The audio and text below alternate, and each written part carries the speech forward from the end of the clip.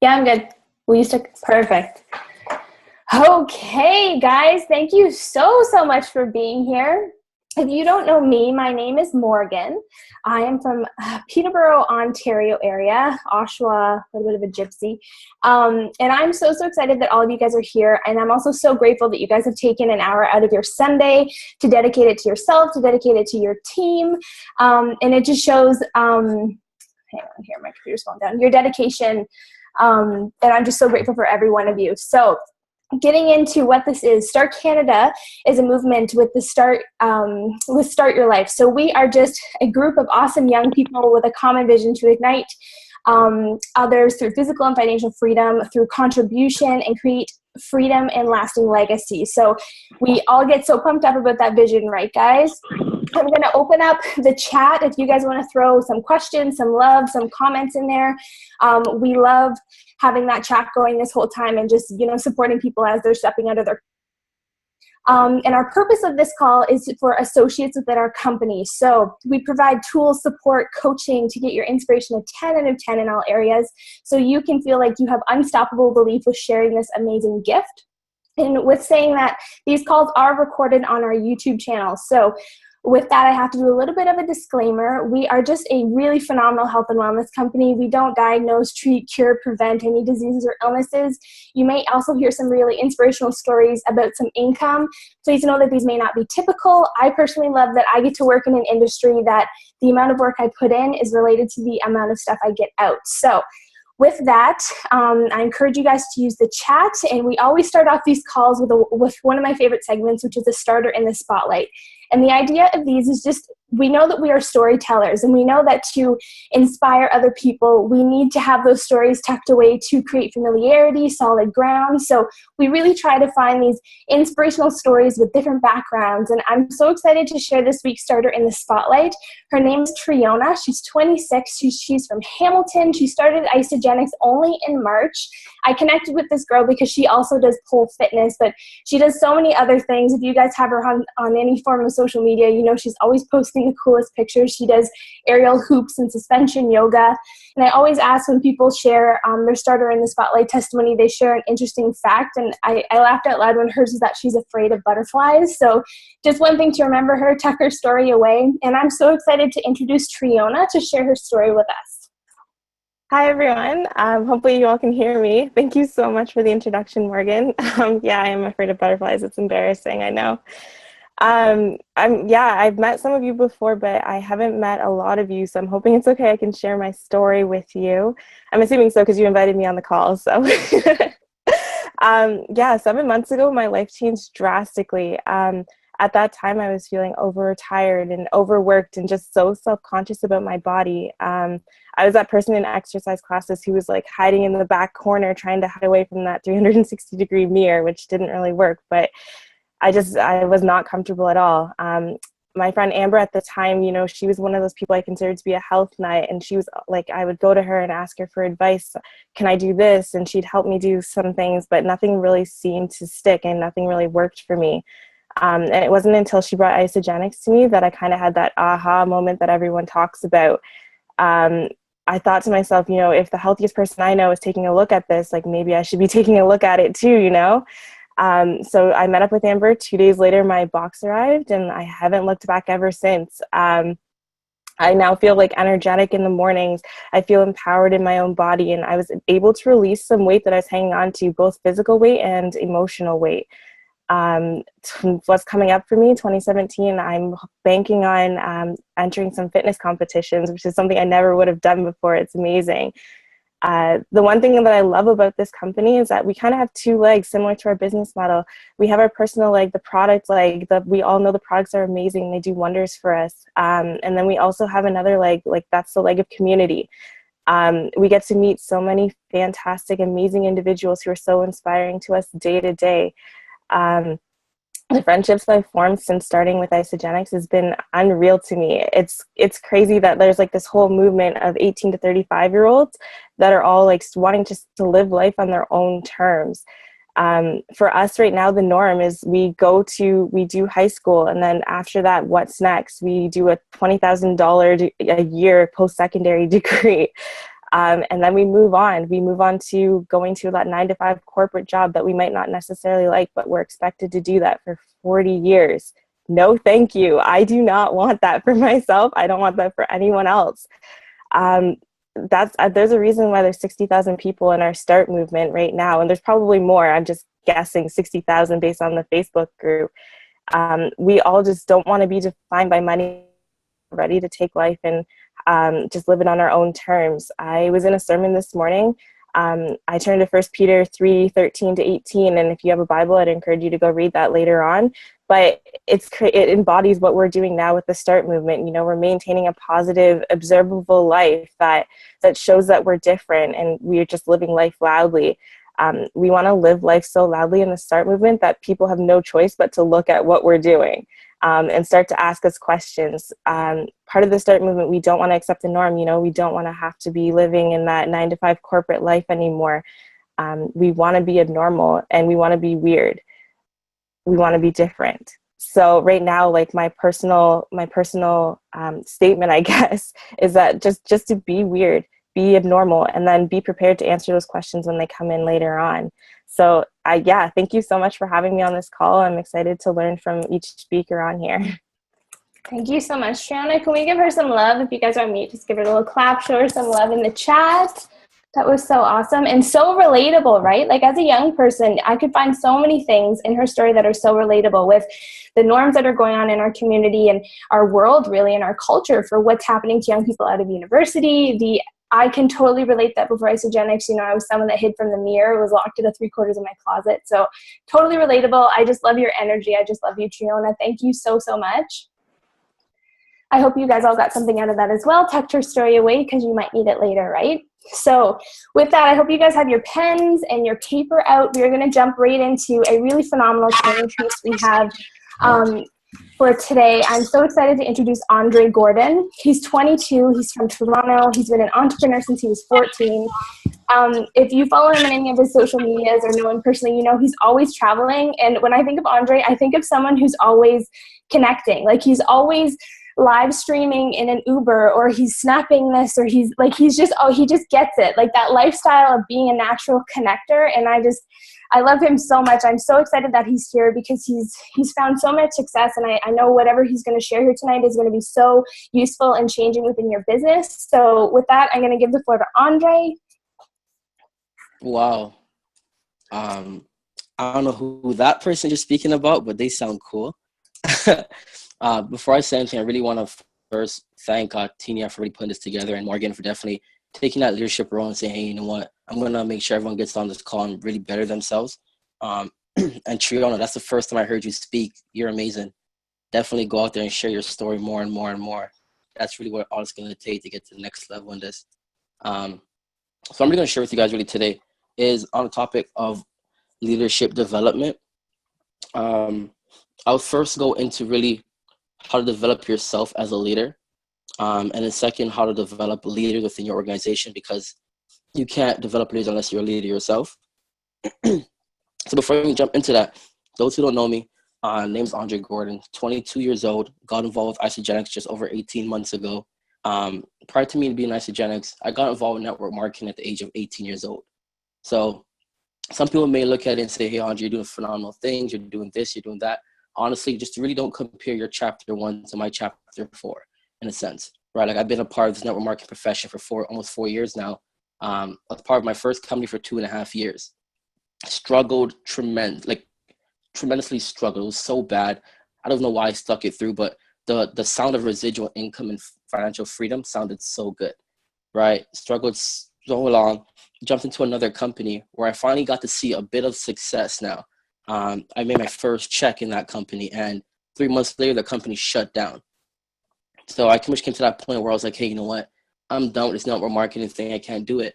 But I'm sure you guys all here, and some of you are probably experiencing right now, where once you get the taste of residual income, you just can't go back to linear income. And that's what it was. I was like, you know what? I gotta get back into it. And it was from November of 2014 up until April of 2015, really looking for the right company. So I looked at everything. Like I went to like Utah, traveled around, met with different CEOs, founders, formulators, master distributors, looked at all these different companies, skincare to travel to car program. I looked at them all, right? And nothing caught my attention the way Isagenix did. So if you're looking at Isagenix as that vehicle to get to where you want to get to, you may be brand new. You may be in this for a year. You may be in this for 5 years. Just really know you're in the best place at the right time. And honestly, when you're in the best place at the right time, partner with the right people, you're on course for success, right? So I'm going to start off really with myself. I knew in order for me to get to where my business had to be, and I had to get to where I wanted to get to, I knew I had to become that leader. Now, once again, I should say I apologize if I speak very fast. You may want to go back to the recording and take notes. That's just who I am. Sorry. But I'm sure we all hear over and over again where we say a leader is someone who knows the way, goes the way, and shows the way, right? The only problem is a lot of us want to know the way and show the way without actually going the way. It doesn't work like that, not at all. So for myself, I knew if I wanted to breed a culture of executives, I had to race to executives. Because at the end of the day, speed of the leader, speed of the pack. So if you're wondering why your business is not growing fast the way you want it to go, it's because you're not going fast, right? So you got to look at it back and say, hey, you know what? If I'm really going to build this in the pockets of my time and build this very slow, then be ready for a very slow growing business. It's not you're going to find a Morgan Parker and say, oh, Morgan's going to take off and really do this for me. No, because she's going to move at your pace, speed of the leader, speed of the pack. So if you want to really go run for executive fast as possible, you're going to run for 1-star, 2-star, 3-star, whatever it is, you got to go fast, right? A lot of times people love to give the myth where you can be slow and steady. I'll be honest with you, that doesn't work here. If people are preaching that to you, I'm so sorry, that doesn't work. Slow and steady does not win the race here. You have to go fast. And the best analogy to put it is, say, for example, you're a pilot. You're about to take off. When you're on the runway, you can't go 50% speed. You have to go full throttle. And once you get full throttle, that gets you up in the air. That gets your business up in the air and get going, right? And now when you get going, now you can ease back on the throttle a little bit and just glide. Because now you've created the momentum, you've got it going, right? So first thing I'll tell you guys is those who are not executive, you got to get to executive. That is the cream and the crop of this business. You absolutely got to get there. One, because it's going to do phenomenal things financially for yourself. But most importantly, your team is watching you. Even if you have one person on your team, 10 people, 100 people, your team is watching you, right? And if they don't think, if they're looking at you and they're like, okay, well, you know what? Alicia is not getting it done. Maybe I can't do this. Maybe this is not set up for me. But the minute you get it done, they're just like, damn, like, is this possible? Like, she's just like me. He's just like me. There's nothing different between us. I can definitely do this, right? So you really got to look at it and say, hey, you know what? How bad do I really want this to get this going? And once you get to executive, now you can start to show people, this is exactly what I did. Hey, you know what? Every single day you stay organized. You can say, hey, you know what? I have a planner all filled out. I do this type of calls. I do 3-way calls. I do launch parties. I do 3. Now people can start to believe you because now you're credible. And now you can actually say, hey, you know what? I know what it takes to get to executive. I'm now going to show you how to get to executive. Because executive really, at the same time, doesn't mean you're a leader. It just means you know how to get there. That's the first step of becoming a leader, right? So don't get it confused. Don't look at, for example, say, hey, you know what? I'm only a consultant right now. I'm only a manager right now. I'm only a director. I'm not a leader. Don't let a rank determine your leadership level. I'll let you guys know that right away. Because the minute I got started in this business, I was like, hey, you know what? I'm going to be the leader. I'm going to get it done. Now, the second step on really leadership development is you have to know, I feel leadership and self-awareness go hand in hand. You have to know what your strengths are. You have to know what your weaknesses are. So if I'm a person where honestly, I'm just like Gary Vaynerchuk, if you guys know what that is. I'm that person who said you want to triple down on all your strengths. Forget your weaknesses. I'm a person, I know connecting is one of my biggest strengths. Closing is one of my biggest strengths. Presenting is one of my biggest strengths. My weaknesses, promoting to events. I know something I need to work on And even sometimes launching people is one of my biggest weaknesses. So what do? I find people who are great at those things.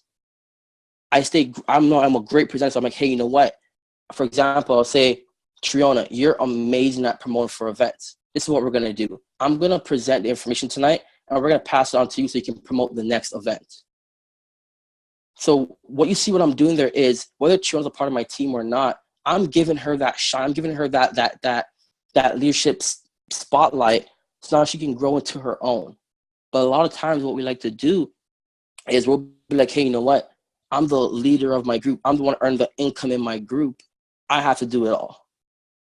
At the end of the day, do you want to breed a team of bunch of leaders, or do you want a team of bunch of followers?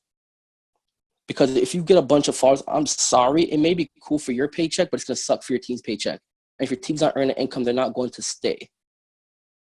Right? So you need to look at this and say, hey, you know what? This is not about me. This is about my team. I got to put them in that spotlight. That's like, for example, if you guys see about within our organization, I hate to say my team, I feel like it's our team, but within our team, I like to have different people do certain things. Like we have one person who has phenomenal product results. I'm like, hey, you know what? You're the product person from now on. Someone to hear more about the products, don't come to me because I don't know much about the products. I don't know what adaptogen is. They talk to you. Someone's amazing at organizing stuff. Like, hey, you know what? Let's help you put that together. You're great at that. And that's how you start to develop a team of leaders, right? Now, I'm also going to let you guys know, when it comes to developing leadership for yourself or even as a team, a bunch of us, and I fell into that trap too, where it's like, hey, you know what? I got to read the books. I got to read the books. I got to read John C. Maxwell. I got to read Eric Worre. I got to read Randy Gage. I got to read Robert Kiyosaki. Those are phenomenal. I'm not telling you not to do those. Just pay attention to how much time you're putting towards. Say, hey, you know what? Okay, I'm going to read Tony Robbins' money book. I'm not going to read this and say, okay, cool. I'm reading some leadership. Okay, perfect. Now I'm a leader. No.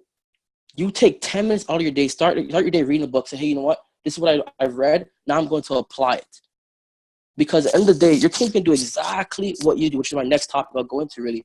And your team's going to do exactly what you do. So if all you're talking about is, yeah, I'm in the trenches, I'm reading the books, I'm personal development, I'm listening to the podcast, that's what your team is going to do. And at the end of the day, you only get paid off of two things in this business. When you share the information and someone becomes a distributor, or you share the information and someone becomes a customer. Everything else is just busy work. That's not an income producing activity, right? So you got to understand what's bringing a volume for yourself and what's not bringing volume for yourself. So second topic I was saying is your team's going to do exactly what you do. Now, if you're a person who's sitting back and I haven't recruited somebody in 3 months, my team hasn't recruited anybody in 3 months as well. You know why that is? Because they're following your footsteps. They're going to be like, hey, you know what? He or she doesn't attend the events. I'm not going to attend the events. He or she's not recruiting. I'm not going to recruit. I feel like now it's cool to do that. And really what it comes down to, if you really want to be that leader within your organization and your team, you have to set standards. Because what you tolerate is what's going to keep happening. So you got to set it in your team saying, hey, you know what?